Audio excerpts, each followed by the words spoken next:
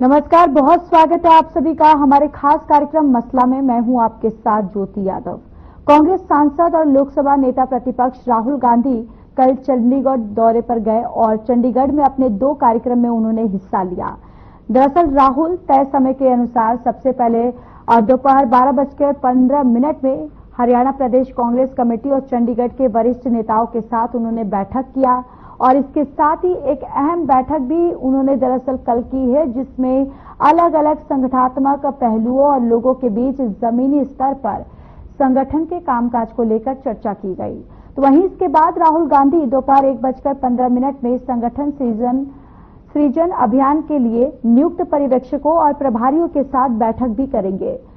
यानी कि उन्होंने कल ये बैठक जो है वो किया। और इसके साथ ही गौरतलब है कि कांग्रेस सांसद राहुल गांधी इन दिनों अलग अलग राज्यों में जाकर संगठन को मजबूत बनाने और बदलाव करने की दिशा में जुटे हुए हैं।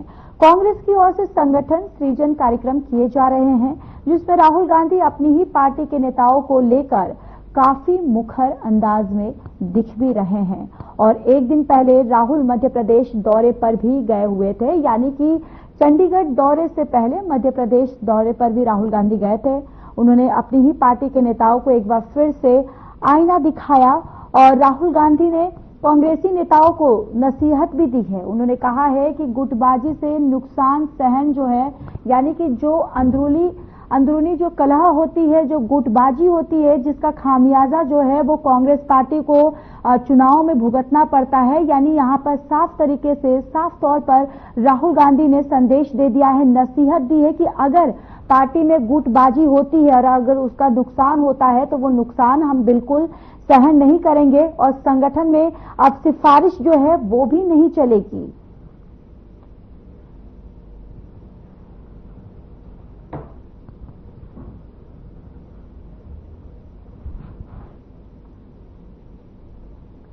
और इसी खबर पर ज्यादा चर्चा करने के लिए हमारे गेस्ट भी जुड़ चुके हैं। तारुफ करवा देती हूँ, राजवीर रोहिला प्रवक्ता बीजेपी से जुड़ चुके हैं, योगेश सिहाग प्रवक्ता कांग्रेस पार्टी से अपना पक्ष रखेंगे, विकास मेहता प्रवक्ता इनेलो से जुड़ चुके हैं। आप तीनों का बहुत बहुत स्वागत है। सबसे पहले राजवीर रोहिला जी, आपके पास आते हुए देखिए, जिस तरीके से कल हमने देखा चंडीगढ़ दौरे पर कांग्रेस नेता राहुल गांधी जिस तरीके से पहुंचे और उन्होंने जिस तरीके से पार्टी को नसीहत दी है, तो क्या अब इसको बीजेपी किस तरीके से देख रही है? ज्योति जी, ये कांग्रेस का अंदरूनी मामला है, लेकिन लोकतंत्र में सवाल जवाब हमेशा होते हैं, चाहे वो पक्ष है चाहे वो विपक्ष है। सत्ता पक्ष से भी सवाल किए जाते हैं और विपक्ष से भी किए जाते हैं। तो अब ये जो कांग्रेस की जो समस्या है ये आज की नहीं है। ये 2005 में जब कांग्रेस ने 67 सीटें चौधरी भगवान जी के नेतृत्व में जीती थी, उसके बाद भूपेंद्र सिंह हुड्डा जी को मुख्यमंत्री बना दिया। मैं बिल्कुल लाल लपेट नहीं करूंगा, बिल्कुल साफ सुथरी बात बताऊंगा आपको। तो भूपेंद्र सिंह हुड्डा जी को बना दिया तो वहां से समस्या शुरू हुई है। तो उसके बाद कांग्रेस पार्टी कभी भी पूर्ण बहुमत में नहीं आ पाई। उसके बाद वो जो चुनाव आया उसमें 40 के आसपास सीटें जीती, उसके बाद सत्ता गंवा दी और लगातार ये 5वां चुनाव था जो अभी हुआ है। तो कहीं ना कहीं जो समस्या है और बार बार ये जो इनकी घटती जा रही है सीटें ही घटती जा रही। इन्होंने लोगों को ठिकाने लगाने का प्रोग्राम चलाया हुआ था पूरा। भूपेंद्र सिंह हुड्डा जी ने जो तानाशाही की कार्यकर्ताओं के साथ, जो नेता थे भाई भविष्य में चुनौती बढ़ सकते हैं, और वो चीजें सारी गुटबाजी की जो चीजें बी के हरिप्रसाद जी ने वो प्रेस कॉन्फ्रेंस में स्वीकार की है, नहीं हमारी गुटबाजी की और गुटबाजी की वजह से हमें नुकसान हुआ है। और ये चीजें अभी कांग्रेस प्रवक्ता या कांग्रेस के नेता कोई भी इस बात को डिफाइन करने की कोशिश करे, लेकिन सारी चीजें जनता को पहले भी पता था, आज भी पता है। हमारे जो दर्जनों नेताओं ने कांग्रेस छोड़ी है, ये तो कांग्रेस ने 10 को राज किया है। उसके बाद जो भी इनका प्रदेश अध्यक्ष आया उसका किसी का कार्यकाल पूरा नहीं हुआ।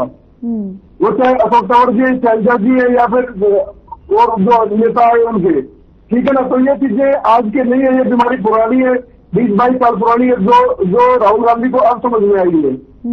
और मुझे नहीं लगता कि अभी, क्योंकि जो पैटर्न लेके आ रहे गुजरात वाला, गुजरात के पैटर्न में खास बात यह दिखी कि उन्होंने अभी वो जो है ना जो रिपोर्टें थी वो रोक दी है। जिला अध्यक्ष की घोषणा नहीं हुई वहाँ बातें बहुत बड़ी हुई थी, लेकिन अल्टीमेटली राजनीति सबको अपनी कोटियां फिट करनी होती है। तो गुजरात में क्या हुआ कि भाई वो जो मैनिपुलेशन का काम जो लोकसभा चुनाव में विधानसभा चुनाव में चला है, वहां के लोगों ने कुछ नेताओं ने मैनिपुलेट करने की कोशिश की और हमारी को प्रभावित करने की कोशिश की है। तो मुझे नहीं लगता कि भाई हरियाणा में कुछ हो पाएगा। हरियाणा में देखो ये जिन्होंने सर्वे टीम को मैनिपुलेट किया, ऑब्जर्वर्स को मैनिपुलेट किया, और जो बावरिया जी है उन्होंने सरेआम बोला कि भाई मैंने आपकी अपेक्षाओं पर काम नहीं कर पाया। तो ये कांग्रेस में बहुत बड़ी बीमारी आ चुकी है कब्जे की लड़ाई में लिए, और इस कब्जे की लड़ाई में जो गुट हैवी होगा वो अपना ले आएगा। और जो लिस्ट आई ऑब्जर्वर की उसमें भी गुटों के हिसाब से इन्होंने वो दी गई है, क्या बोलते हैं उसको, भागीदारी दी गई है, इतने नेता इस गुट के, इतने नेता इस गुट के, ठीक है ना। तो ये कब्जे की लड़ाई है कांग्रेस में, और मुझे नहीं लगता कि ये संगठन खड़ा हो पाएगा, क्योंकि जो आज कार्यकर्ता उनके पास बचा नहीं है कोई भी, फैन फॉलोअर बचे हैं। ये मैं बड़ी बात कह रहा हूँ, वो चाहे भूपेंद्र सिंह होगा के, दीपेंद्र सिंह होगा के, अन्य कोई नेता है, उनके फैन फॉलोअर है। कांग्रेस का जो मूल झंडा उठाने वाला कार्यकर्ता हताश और निराश हो गए, वो अपनी जगह बैठ चुका है। उसे पता है कि ये लोग कुछ करने वाले नहीं है, तो धीरे धीरे वो भी अपनी जगह तलाश रही है। तो आने वाले समय में मुझे नहीं लगता कोई परिवर्तन हो पाएगा। ये जो राहुल गांधी जी आए, अच्छा उन्होंने दौरा किया, अच्छी बात है, और वो चले भी गए। लेकिन जो अब अशोक तंवर जी की बात ले लीजिए, वो 152 डी से हमारी जो रणनीति उसको संबोधित करके वो महेंद्रगढ़ में जाके राहुल जी के मंच पर दिखे थे, उनको भी इन लोगों ने उसमें स्थान नहीं दिया था। अपनी जो कमेटी बनाई थी जिसमें राहुल जी से 1-to-1 होना था, तो वो भी लेटर में एंट्री राहुल ने करवाई है। तो आप अंदाजा लगा सकते हैं कितनी बड़ी गुटबाजी इस पार्टी में चल रही है। ठीक है, योगेश सिहाग आपके पास आते हुए, देखिए जिस तरीके से कल भी हमने इस मुद्दे पे चर्चा की थी, और सवाल यही था कि क्या ऐसा नहीं लगता कांग्रेस को कि राहुल गांधी की तरफ से ये मुहिम छेड़ने में या फिर ये एक रणनीति बनाने में काफी लेट हो गई? देखिए ज्योति जी, सबसे पहले आपके माध्यम से सभी दर्शकों को और प्रवक्ता साथियों को नमस्कार, राम राम। देखिए आज ये 2025 का वर्ष कांग्रेस पार्टी पूरे देश में संगठन को मजबूत करने का एक वर्ष मना रही है, और उसमें कांग्रेस पार्टी मैं समझता हूं कि हरियाणा में पहली बार इस तरह का एक जो नीचे से संगठन को मजबूत करने के लिए जिला अध्यक्ष जो फील्ड से जो मजबूत और जो ऑब्जर्वर की जो कमेटी जो सर्च करेगी उनको चुना जाएगा, ना कि बड़े नेताओं की तरफ से रिकमेंडेशन होगी। और आप देख सकते हैं ये एक नया एक्सपेरिमेंट है जो 2 दिन पहले भोपाल में उन्होंने मध्य प्रदेश में इसकी शुरुआत की है, कल चंडीगढ़ से की है, और पायलट प्रोजेक्ट के तौर पे गुजरात में इसको शुरुआत की है। तो कांग्रेस पार्टी अपनी जो मूल विचारधारा के लोग हैं, जो अपनी जो जड़ें हैं, उनको मजबूत कर रही है। और मैं समझता हूं ज्योति जी, और ये स्पष्ट रूप से दिखाई दे रहा है। देखिए कांग्रेस पार्टी अपना संगठन का अभियान चलाए हुए है, और उसकी बेचैनी इनके चाहे मंत्री अनिल विज जी हो, किशन बेदी जी हो, इनके चेहरों पर साफ दिखाई दे रही है। चाहे हमारे रोहिला जी प्रवक्ता भारतीय जनता पार्टी है, तो देखिए हर पार्टी लोकतांत्रिक अधिकार है, अपना कार्य करती है, अपने कार्यकर्ताओं को जोड़ती है। तो उससे भाजपा को इतना बेचैन इसलिए हो रही है क्योंकि इन्हें पता है दरअसल पर इनका संगठन किस तरह का है। अभी देखिए 2 महीने पहले इनके जो जिला अध्यक्ष नियुक्त किए गए थे, नॉमिनेशन फॉर्म मांग लिए गए, और मेरे एक दो साथी है भाजपा के, उन्होंने कहा कि उन्होंने नॉमिनेशन फाइल किया और उनको फोन आ गया कि आप अपना विड्रा कीजिए। पहले ही उनके एडवांस में एफिडेविट ले लिए गए, अगर जो पार्टी ऊपर से फैसला करेगी वो हमें मानना होगा। तो देखिए ये जो तानाशाही है, मैं समझता हूं किसी भी पार्टी में इस तरह की नहीं होनी चाहिए। डेमोक्रेसी में हर को अपना राइट होना चाहिए। तो कांग्रेस पार्टी में डेमोक्रेसी है, और भारतीय जनता पार्टी में सिर्फ आज आप देख रहे हो, और 1-2 लोग जो माननीय प्रधानमंत्री जी और गृह मंत्री जी पूरी पार्टी को चला रहे हैं। और आप देखिए रोहिला जी की जो बात थी उसी से स्पष्ट हो रहा है। इन्होंने कहा कि 2005 में चौधरी भजन लाल जी के नेतृत्व में कांग्रेस की सरकार आई। मैं इन्हें बताना चाहूंगा, भजन लाल जी उस समय भी प्रदेश अध्यक्ष थे, और ओझा साहब सांसद थे, उससे पहले सीएलपी के लीडर थे, प्रदेश अध्यक्ष थे, और 3 बार के सांसद थे। चौधरी देवीलाल जी को उन्होंने 3 बार चुनाव में हरा के एक अपना बहुत बड़ा वजूद उन्होंने साबित कर दिया था। और आप देखिए आपकी 2014 में एक जो आपने जो माहौल क्रिएट किया कि हम एक डिफरेंट करेंगे, कुछ अलग करेंगे, आप सत्ता में आए, आपके उस समय मुख्यमंत्री पद के जो दावेदार थे, आज आप देखिए उनको आपने किस तरह से पाइपलाइन लगा दिया। पूर्व मंत्री प्रोफेसर उस समय के इतने कद्दावर नेता थे, प्रदेश अध्यक्ष थे पार्टी के, आज उनकी पार्टी ने क्या किया है, टिकट तक भी काट दी। उसके लिए हमें पैदा होती है ज्योति जी, इतने बुजुर्ग नेताओं का अपमान हमें भी महसूस होता है। और आप देखिए अनिल विज जी थे और आपके अभी कैप्टन अभिमन्यु जी थे, ओम प्रकाश धनखड़ जी थे, अनगिनत नाम थे।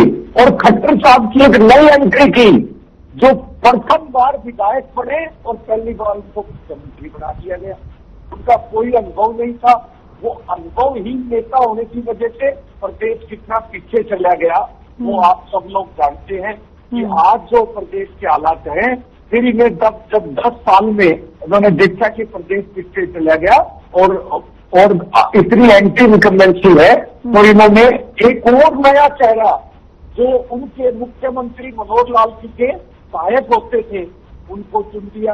अरे उनसे सीनियर नेता विज साहब थे, उन्होंने तो बैठक तक का बहिष्कार कर दिया। आप अपनी गुटबाजी देखिए। और उनको जब उन्होंने सही सवाल उठाए उनको नोटिस तक थमा दिया। हमें पीड़ा होती है जो चीज प्रदेश को पीड़ा है। तो ये जो इस तरह के हालात है ये कांग्रेस पार्टी में नहीं है। हमारे जो नेता है आज भी माननीय हुड्डा साहब, आज भी उनका पूरे प्रदेश में आज भी उनकी इतनी जबरदस्त फैन फॉलोइंग है, इतने बड़े जन नेता है, किसान नेता है, पूरे उत्तर भारत के बड़े किसान नेता है। और आप देखिए आज आपकी पार्टी में कोई भी चेहरा ऐसा नहीं है जो अपने दम पे 10,000 लोगों की जनता की रैली करते। आप देखिए ये हालात है। ये कोई भी जो मुख्यमंत्री जी का आज भी जो जनता रैली होती है ज्योति जी, किस तरह से उनको मनरेगा मजदूरों को कहते हैं आपको आपकी हाजिरी नहीं लगेगी, किस तरह से आंगनबाड़ी वर्कर को बुलाते हैं। आज भी इनकी हालत टाइट है क्योंकि देखिए इन्होंने प्रदेश में बेशक से जो इनका जो एक मुख्य उद्देश्य है, नारा है जात पात का धर्म का जहर घोल के, और किस तरह से इन्होंने मैनिपुलेशन करके बेशक से सत्ता ख्याली, लेकिन आज भी जो प्रदेश की जनता है आज भी इनसे कोसों दूर है। मुख्यमंत्री जी सिर्फ उन्हें मुस्कुराना और हर बात को हंस के टाल देना आता है। आज भी आप देखिए प्रदेश के हालात कितने बदतर है, चाहे बेरोजगारी की बात कीजिए और जो युवाओं का शोषण जो इस सरकार में हुआ है, सर एक महीने में पर्चे लीक, और आप देखिए SC/ST की SSC की ना कोई परीक्षा होती है, CET की कितने समय बाद तो इन्होंने परीक्षा का शेड्यूल रखा है, उसके बाद उसकी तो एग्जामिनेशन है वो कंडक्ट नहीं करेंगे। आज जो सबसे बुरा हाल है ज्योति जी, बेरोजगारी का इन्होंने बड़ा मजाक उड़ाया हुआ है। SKRM में आप देखिए पर्ची खर्ची सरेआम चल रही है, SC/ST में सरेआम पर्चे लीक होते हैं, कैंसिल करने पड़ते हैं, उनकी सील टूटी हुई मिलती है क्योंकि मुख्यमंत्री जी का कोई कंट्रोल नहीं है। खुलेआम छूट दी हुई है, खुलेआम आप देखिए। और आप देखिए ग्रुप डी में एक ढकोसला जरूर करते हैं छोटा मोटा कि PhD करने वाले को चपरासी की नौकरी मिली, उसका इतना प्रचार प्रसार करते हैं और उसके बावजूद आप देखिए क्लास 1 और क्लास 2 में किस तरह से नौकरियां बेची जा रही है। जो जी मेरे पास सबूत सहित है, इस तरह से कच्ची पकड़ी जाती है। और हमारी जब पार्टी मजबूत होती है तो इन्हें पीड़ा होती है। ठीक है, इसका जवाब में बिल्कुल ठीक है, इसका जवाब मैं राजवीर जी से ले लूंगी, लेकिन हमारे साथ विकास भी जुड़े हुए हैं, प्रवक्ता इनेलो के। विकास जी, आपके पास आते हुए आप ये किस तरीके से देख रहे हैं कि अब राहुल गांधी जो है वो पूरी तरह से अब अपने संगठन को मजबूत बनाने के लिए जो रणनीति जो है वो तैयार कर रहे हैं, और यहाँ पर जिस तरीके से हमने देखा कि उन्होंने कांग्रेसी नेताओं को नसीहत भी दी, फटकार भी लगाई, यानी एक सख्त लहजा जो है वो कल राहुल गांधी का हमें देखने को मिला। बहुत बहुत धन्यवाद और सभी आपके दर्शकों को और सभी प्रवक्ता साथियों को मेरी तरफ से नमस्कार। और मैं तो यही कहना चाहूंगा कि ये जो मसला है ये वैसे तो कांग्रेस पार्टी का अंदरूनी मसला है कि वो अपना संगठन बनाए या ना बनाए, लेकिन आज अगर इस चीज पर चर्चा हो रही है तो मैं तो अपनी यही बात रखना चाहूंगा कि कांग्रेस पार्टी कुछ ऐसे लोगों के हाथों में हरियाणा प्रदेश में है जो लोग सिर्फ भारतीय जनता पार्टी के इशारे पर काम करते हैं। सिर्फ और सिर्फ भारतीय जनता पार्टी जो रिमोट का बटन दबाती है वो हरियाणा कांग्रेस में काम होता है। और दूसरा, राहुल गांधी जैसे राष्ट्रीय नेता को, जो नेता प्रतिपक्ष हैं लोकसभा में इस समय, उनको एक छोटा सा संगठन बनाने के लिए आना पड़ा। ये बहुत बड़ी बात है कि एक जिलाध्यक्ष, एक जो पद होता है जिले का, वो तक कांग्रेस पार्टी पिछले कई वर्षों से नहीं बना पा रही, 10-15 वर्ष से नहीं बना पा रही। तो ये एक सोचने वाली बात है कांग्रेस पार्टी के लिए। और कांग्रेस पार्टी के जो नेता हैं उनको भी ये पता है कि हरियाणा प्रदेश में जो पीछे जो चुनाव हुआ उसमें भी जो हरियाणा प्रदेश की जनता है वो कांग्रेस पार्टी को वोट देना चाहती थी। हमारा भी जो इंडियन नेशनल लोकदल का वोटर है वो भी एक बदलाव को देखते हुए वो छिटक गया था, कांग्रेस की तरफ चला गया था। लेकिन कुछ ऐसे लोगों ने, जो लोग नेतृत्व कर रहे थे हरियाणा में कांग्रेस का, उन्होंने बेफजूल के बयान देकर, एक दूसरे को हराकर फिर भारतीय जनता पार्टी की सरकार बनवा दी। तो ये बिल्कुल ऐसा मुझे नहीं लगता कि हो पाएगा कि कांग्रेस का संगठन हरियाणा में बन पाएगा। बाकी अगर कांग्रेस पार्टी अपना संगठन बनाती है तो ये लोकतंत्र के लिए एक अच्छी बात है। लोकतंत्र में सबका संगठन मजबूत होगा, विपक्ष जितना मजबूत होगा सरकार को उतना काम करना पड़ेगा। ठीक है। राजेश जी आपके पास आते हुए, देखिए योगेश जी ने तमाम आरोप जो है बीजेपी पर लगाए हैं, उसके जवाब दीजिए। आप जिस व्यक्ति से बात कर रहे हैं उसमें आप जी, राजवीर जी मेरी आवाज आ रही है आप तक? बना काम करने का काम किया, चाहे वो केंद्र की सरकार है चाहे वो राज्य सरकार है। अभी हमारे केंद्र सरकार के 11 वर्ष पूरे हो गए तो हमने संकल्प से विकास कार्यक्रम चलाया, जिसमें जब बार बार जनता में जा रहे हैं, किसी न किसी माध्यम से जनता को संवाद रखे हुए हैं। वो चाहे पर्यावरण दिवस की बात है, चाहे वो संकल्प से सिद्धि की बात है। कल हमारे 5 लोकसभा क्षेत्रों में हमारे सिर्फ नेताओं ने जनता को बताया, हमारे कार्यकर्ताओं को बताया कि हमने 11 साल में हमने जनता को ये राहत दी है। हमने पीएम किसान निधि दी है, पीएम आवास योजना के माध्यम से, सोलर योजना के माध्यम से, तो ज्यादा रोजगार की बात है, रेडी पटड़ी वालों के लिए, स्टार्टअप के लिए। अगर मैं काम गिनाने लग जाऊंगा तो आपके जो प्रोग्राम है इसमें समय कम पड़ जाएगा। भारतीय जनता पार्टी से जनता संतुष्ट, इसलिए जनता ने हमें चुना है, क्योंकि 10 साल जो कांग्रेस का राज है वो बोलता है, जो तुष्टिकरण में जो भाई जिज्ञासा था, जो भ्रष्टाचार था, जो क्षेत्रवाद था, वो लगातार उसका हरियाणा में सब किया गया। अब अगर क्षेत्र जेल के बच्चे लगेंगे तो बाकी हरियाणा क्या करेगा? अक्षर को जेल में भी विकास होगा तो हरियाणा क्या करेगा? लेकिन भारतीय जनता पार्टी की शुरू से नीति है सबका साथ सबका विकास। वो चाहे प्रधानमंत्री जी, चाहे हमारे पूर्व मुख्यमंत्री मनोहर लाल जी या वर्तमान में मुख्यमंत्री श्री नारायण तेरी जी है, इन्होंने कोई भेदभाव नहीं किया। हर विधायक को नीति दी जाती है, वो चाहे पक्ष का विधायक है, सबका पक्ष है, विपक्ष है।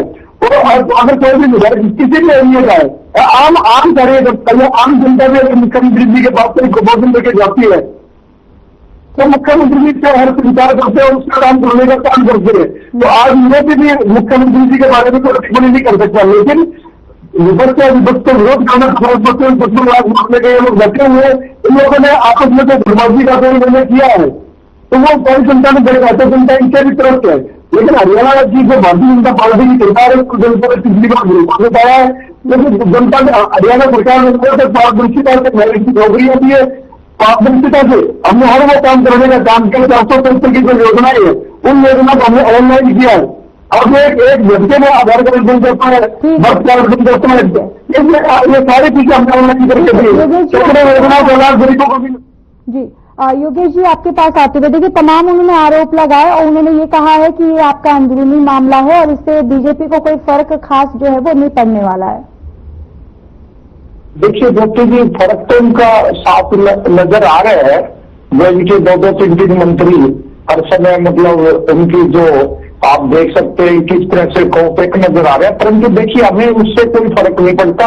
हम एक मुख्य विपक्षी दल है और मैं समझता हूँ हमारा आने वाले 1 महीने में संगठन मजबूत होगा। सभी जिलों में हमारे जिलाध्यक्ष मजबूत और जमीनी स्तर के जिलाध्यक्ष निर्वाचित होंगे, ना कि भारतीय जनता पार्टी की तरह ऊपर से नाम थोपे नहीं जाएंगे।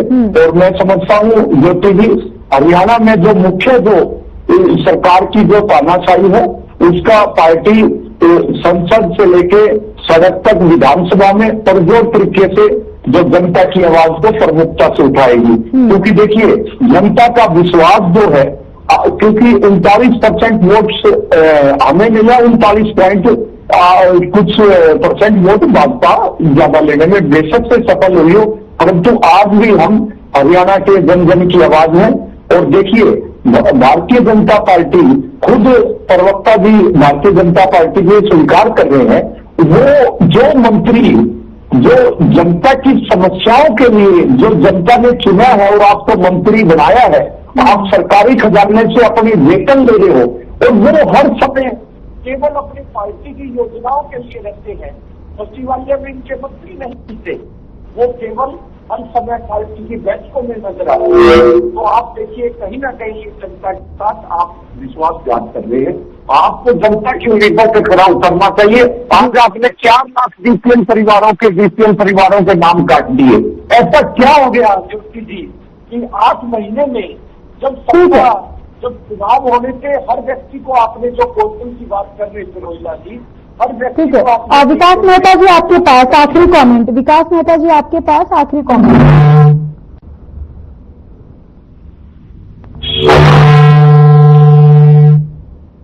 ठीक है, राजवीर जी आपके पास आते हुए आखिरी कमेंट, क्योंकि समय हमारे पास काफी कम है। जैसे जी हमारे जो मंत्री है सभी जनता का समर्पित है और वो जनता को फोन भी उठाते हैं और काम भी करते हैं। कल रात को मैंने फोन किया तो हमारे एक मंत्री जी को, तो 5 मिनट में उसका समाधान हो गया। तो हमारा जो मंत्री है या हमारे जनता के लिए हमारे पदाधिकारी है, वो सब जनता के लिए काम करते हैं। हमारे लिए सरकार कोई दौड़ के काम नहीं, हमारे लिए सेवा है। लेकिन इन लोगों का क्या करें, इन लोगों ने घोड़े उल्टे थे, इन लोगों ने तो अपने विभाग में बांट दिए थे। लेकिन हरियाणा गवर्नमेंट कौन करना करेगा, आपको महंगे में उसको कौन करना पड़ेगा। जनता ने सारी चीजें देखकर सोच समझ कर इन लोगों को हरियाणा में काम किया है और बातलों से लेकर आज तक इन लोगों का सिद्धत्व को साथ हुआ है, वो ड्राइव में कर दिए। ठीक है, योगेश जी आपका आखिरी कमेंट। एक प्रवक्ता होने के नाते इनके ये जानते हुए इनके वो भारतीय मिशन पार्टी भी मुख्यमंत्री कार्यालय में सुनने में आया बैठते हैं। वो मुख्यमंत्री मंत्री दूर, वो उन्होंने 5 बार फोन कर चुका और ये बता चुका ये भी पर्ची खर्ची भी कौन उनके वक्त से देखी हुई है प्रूफ, लेकिन आज तक इनकी कोई जो ये पर्ची खर्ची का जो घोषणा करते हैं जो सीधी वो जनता के सामने की चलिए समय हमें इतने की इजाजत देता है। बहुत बहुत धन्यवाद आपका, आप सभी का इस खास चर्चा में शामिल होने के लिए, अपना कीमती वक्त देने के लिए। फिलहाल इस खास कार्यक्रम में इतना ही। बाकी देश और दुनिया की तमाम बड़ी खबरों के लिए जुड़े रहिए हमारे साथ। नमस्कार।